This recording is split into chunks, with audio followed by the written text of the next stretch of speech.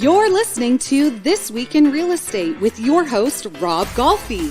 Brought to you by the Golfi Team at RE/MAX Escarpment, featuring Conrad Zarini, broker-owner of RE/MAX Escarpment Realty Inc., and Brian Hogben, owner of Mission 35 Mortgages. Let's hear what's going on in real estate this week.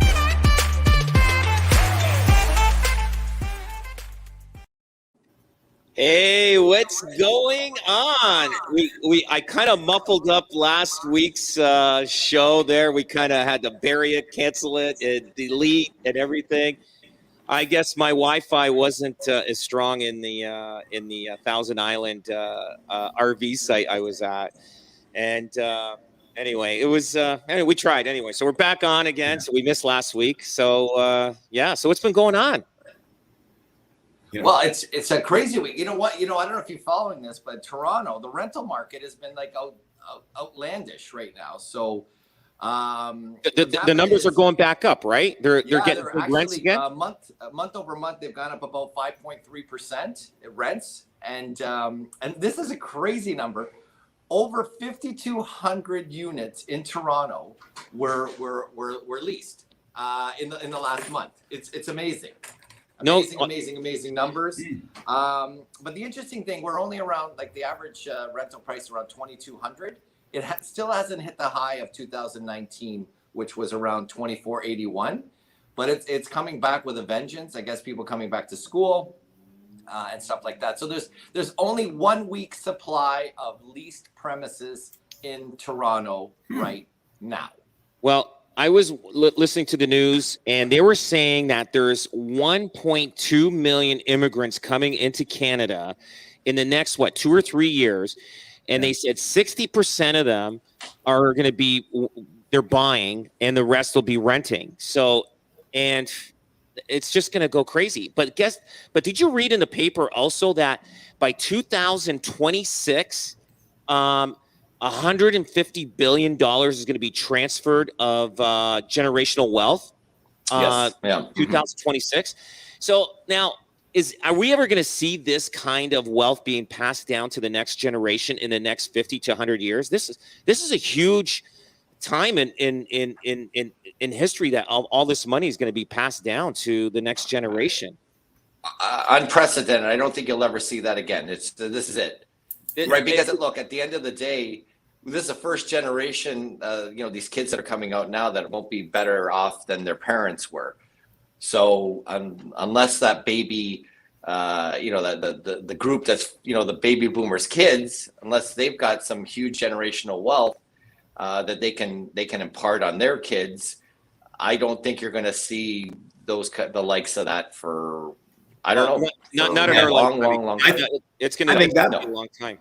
That money is being used for necessities now, right? That money is being used, as we see, for them to get into the home ownership market. That money is being used just to maintain the lifestyle now. So we're going to find there's going to be a shortage of everything. Like all this money that's being passed down. 2026 is not that far away. We're talking like within 5 years. Nope. Like this is happening now. Money is being passed down now. So people are going to be buying boats, sports cars, cottages, upgrading their houses. They're going to be spending money like crazy, buying investment properties. Is this going to be like the Roaring 20s, and then until it's all spent? It's going to keep the economy going, and plus we got a lot of people coming into the country. There's no end to this. I think it's just going to continue. Yeah, the inflation is huge right now. The inflation is massive. I was at the cottage last week and talked to someone who said they sold their boat, a 15-year-old boat, for the same amount of money that they bought it for 15 years ago. They just resold it because of that inflation's happening. And the dollars that generation sat on, they were typically conservative investors. It was sitting at 1%, 2%, 3% in really conservative markets. So now that money that gets passed on, it's just not going to grow. It's just not going to end up growing at the same rate. Yeah, no kidding. And incredible. It's amazing what's going to happen. And I don't think we're going to ever see a slowdown for 5 to 10 years from now. I think we just happen to land in the right mix of the economy in this world, like in our generation, like and anybody that's any generation, like I think the economy is going to be good for everybody. Everybody's going to be working. Unemployment rates are going to be way down. It's just going to be crazy. And I think that's really important what you said there, Rob, because I think people need to know that, because there's a lot of people we see on the other fence that are waiting for something to happen or something to go wrong. And what you said there is true. Like all the numbers, indications of inflation are there. There's not an indication of a bubble bursting or something like that. So it's really, it may seem uncomfortable to jump in the housing market now, but really it's like, if you didn't do it last year, don't be sitting here next year saying I should have done it last year again. I think if you're going to do it, now's the time to do it. This is it. Yeah. I got a feeling in September, once we kick into September, we're going to see another little bit of a boost. Now, I was looking at the numbers quickly, Conrad. Tell me if I'm right about this.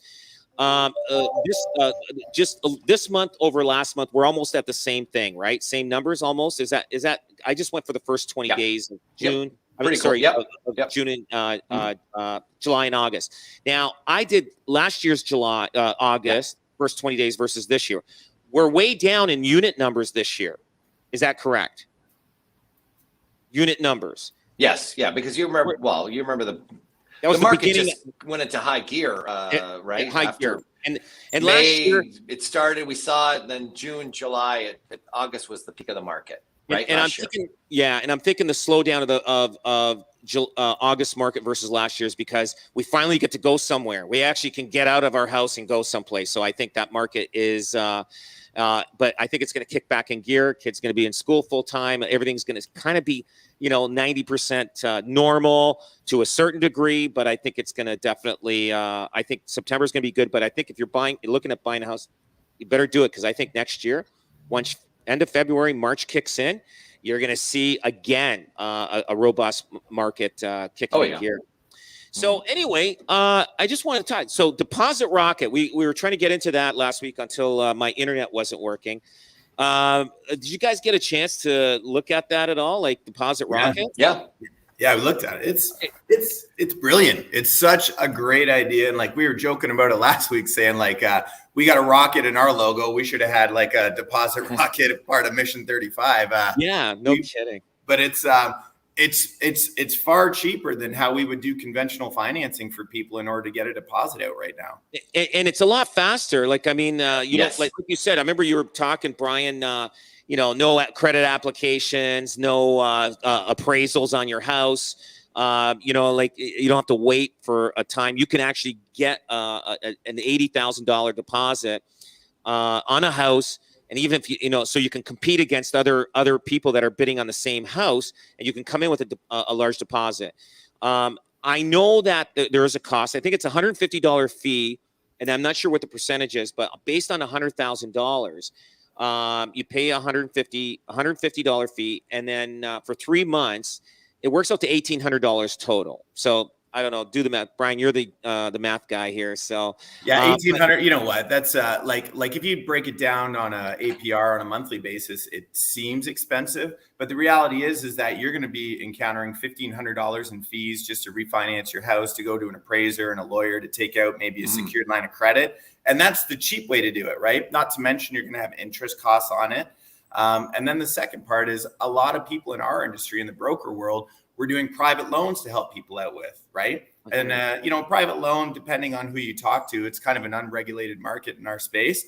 Could be good, could be really bad. Like that $1,800 could just be tip of the iceberg for the legal fee to take out a deposit if you're doing it on the private side. So I think Deposit Rocket hit it big, and I think it's a great option. The other thing I liked about it is you can do it on multiple homes from what I read, right? Because you don't have to get that money back. They'll allow you to do another one in case it falls through.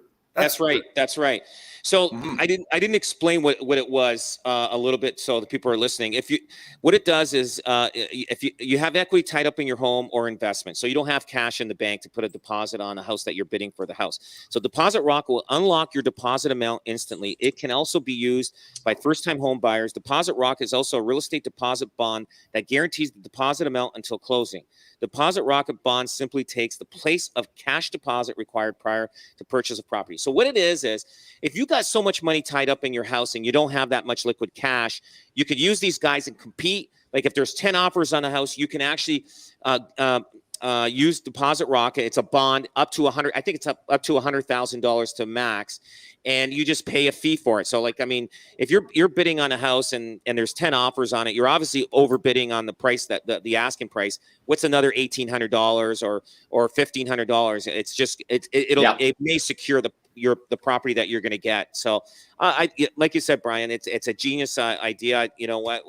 Like, too bad we didn't think about it. And I've lent deposits to help people out. Yeah. So and they would pay me when they sold their house.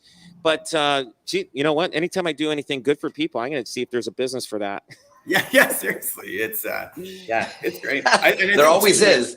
There's always going to be some great. You know what? There's going to be great products coming down the pipe over the next 5 to 10 years. You won't even believe it, right? With that with the competition and everything. So this is just exactly, the bank should have done this a long time ago, but they're stuck in bureaucracy, right? Especially because if they hold the mortgage on the property, it was straightforward for them, but they milked it another way. But this is great. I love to see entrepreneurial spirit like this. It's fantastic. It's cool. It's cool. Now on to a different gear. Now in Collingwood, it says realtors listing SPAC could force Toronto agents to list locally in places like Collingwood. Now, we know that GTA realtors, they do list in all the areas surrounding Toronto, like from Barrie to Collingwood to Guelph, Kitchener-Waterloo to Hamilton and Niagara, all the surrounding areas. The problem is for agents locally, we don't see those listings on our systems that we use to send listings to our clients.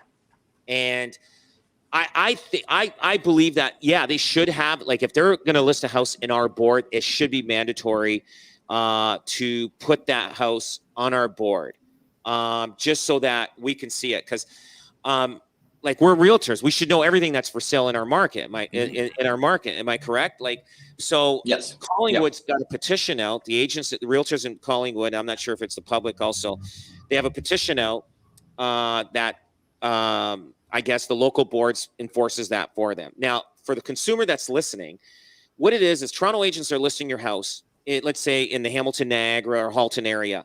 And we as realtors locally want to send our listings to buyers that we're dealing with. Now, if we don't see it on our board, our buyers are not going to see it. It hurts the consumer, the seller, because they're not going to get the mass exposure, mass people walking through to view their house, which they could have. Like, they may get 20 people through if it was just on the Toronto board, but they might get 40 people through, which can entice them to get more money, more offers, and all that kind of stuff. So I don't know. What's your thoughts on this? I saw that in real life play out for me one time, Rob, because we were looking at investment properties and a Toronto agent came in and listed a property in Hamilton just on Treb, not in Hamilton. And the Toronto agent didn't know what the heck they were doing. They listed it low. So now as a buyer, I was able to, utilize that opportunity, but he did no justice for his seller, right? Because he underlisted it. So now nobody in the local market had an opportunity to go buy that unless they were searching in Hamilton on Treb. Why would you do that, right? But they actually did their seller a massive disservice by doing that. We had the same situation last year. One of my agents that saw this property, happened to drive by, called the agent, couldn't believe what the price was, called his client, said, "We've got to get in there, get an offer in right away," because it was already low. Like that guy could have flipped that property overnight for $80,000 more.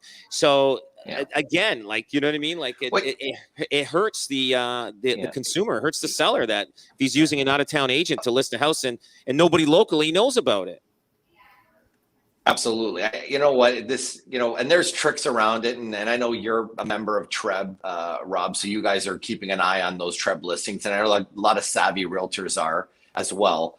But at the end of the day, it comes down to using a local realtor. I have to, we've got to stress, this is the best thing it'll protect buyers, it protects sellers.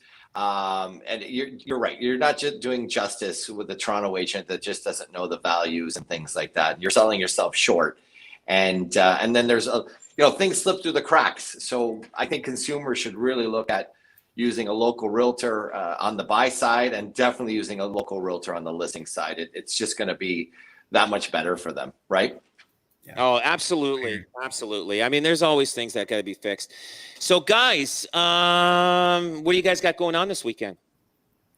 I got a birthday party tomorrow night. I'm watching Spirit tonight. Spirit the Horse. It's a great movie. Going to watch with my 5-year-old daughter. Is that on Netflix? Yeah. What's Not that? really sure, Rob. Not really sure. It's, might be Is PVR. that on Pornhub? Maybe that's on Pornhub. Spirit animal. I don't know. Maybe That's it. it might be a different conversation than tonight. So. Oh yeah. Okay. How about you, Conrad? What's going on? You sticking around town, answering all the phone calls? You know what? 1,000 agents that are I'm working in with town. you? I'm just gonna enjoy my. Yeah. I'm just gonna enjoy my own backyard. That's what I'm doing this weekend. Just taking it easy, right? The last almost second last weekend of summer, right? So yeah. Oh, awesome. Everybody, Brian Hodgman with Mission 35 Mortgages, great guy. Call his team. He's amazing.